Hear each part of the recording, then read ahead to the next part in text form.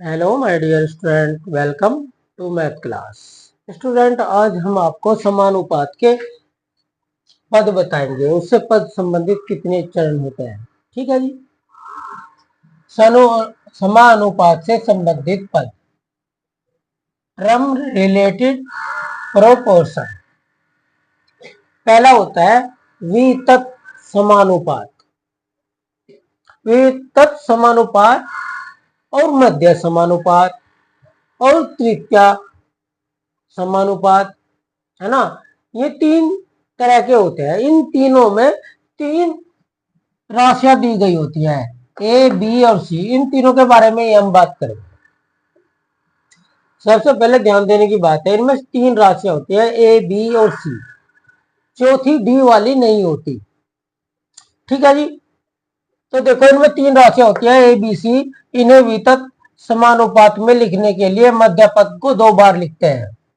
जैसे B B, भाई D तो नहीं है ना, तो इसमें हम मध्य पद को दो बार लिखेंगे, बी बी। तो हमें इनमें क्या करना होता है, जब हमें इसमें मध्य पद नहीं होता है ना, तो बी बी हमारा मध्य पद है, तो हम क्या करते हैं, देखो जो बाह्य पद होते हैं उनकी मल्टीप्लाई करते हैं, जो अंदर के पद होते हैं उन दोनों की मल्टीप्लाई करते हैं। तो बी बी हमें निकालना, बी को निकालना, तो बी की मल्टीप्लाई बी में करेंगे तो बी स्क्वायर हो जाएगा, है ना। अब इन दोनों की मल्टीप्लाई करेंगे तो ए सी आ जाएगा। ठीक है जी। मान लो एक उदाहरण है हमारा, 25 और 36 दिया और मध्य पद हमें दिए नहीं, है ना।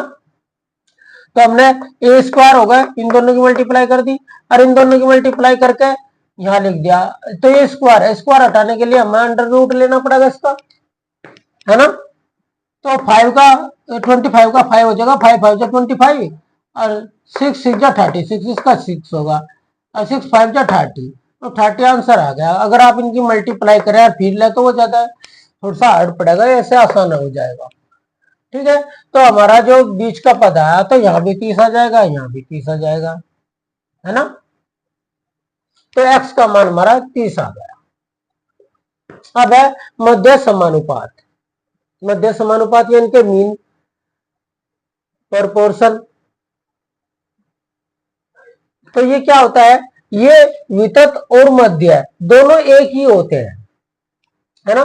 तो चाहे तो ये वाला निकाल लो, चाहे ये वाला निकाल लो, तो दोनों एक ही होंगे। तो इसका फॉर्मूला भी एक ही होगा जो हमने ऊपर निकाला। तो आप ध्यान रखें, अगर मध्य निकलवा रहा और यह वितत निकलवा रहा, तो सोच लो एक ही बात है ना। इसमें भी तीन होंगे और तो ये भी ऐसे लिखे जाएंगे, इसका भी बी डबल हो जाएगा यानी कि बीच वाले। तो बी बी का स्क्वायर हो जाएगा इक्वल टू ए का, ए और सी की मल्टीप्लाई कर देंगे तो सेम हो गया। ठीक है जी।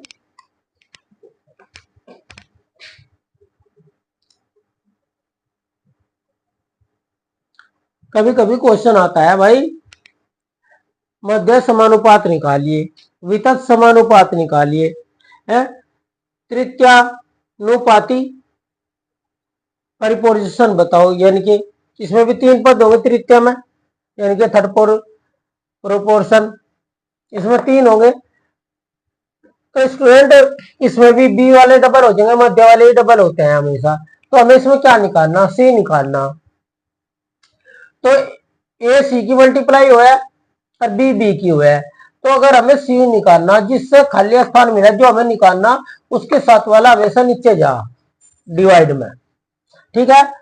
अब जो दोनों मिल गए ये ऊपर रहेंगे, तो बी बी का स्क्वायर होगा तो ये तो ऊपर आएगा, C equal to B square upon A. जैसे कि ये देख लीजिए, यहाँ 90 है ना, और ये 30 है, दोनों एक ही होंगे और सी हमें निकालना। तो सी इक्वल टू, यानी कि दोनों की मल्टीप्लाई होगी, जो खाली स्थान से मिलेगा वो नीचे आएगा, जो डिजिट डी से मिलेगी वो ऊपर आएगी। 30 मिल गए तो ये दोनों ऊपर आ गए, है ना।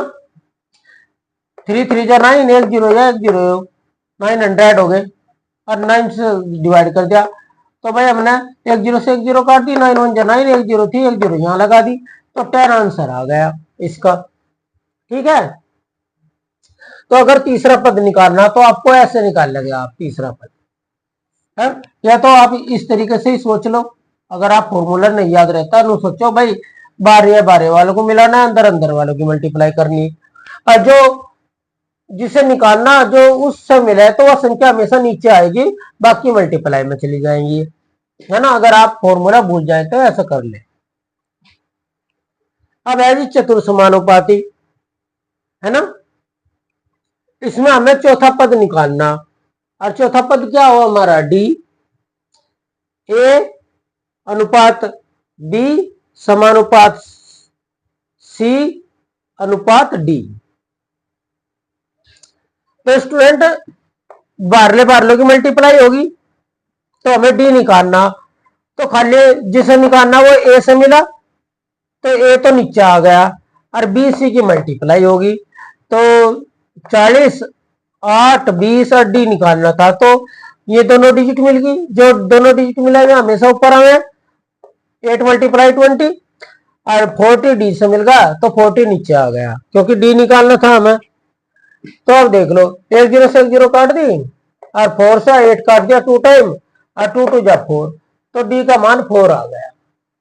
ओके स्टूडेंट, तो हमने आपको रेशो और समानुपात के बारे में जो भी क्वेश्चन आ सकते थे, किसी भी तरह के सवाल, वो हमने आपको सिखा दिया, और जो एक आधा % रह गए होंगे तो जब हम आपको अभ्यास कराएंगे अब बाद में इसका, तो कुछ क्वेश्चन उसमें आ जाए। ठीक है। Okay student, thank you for watching this video.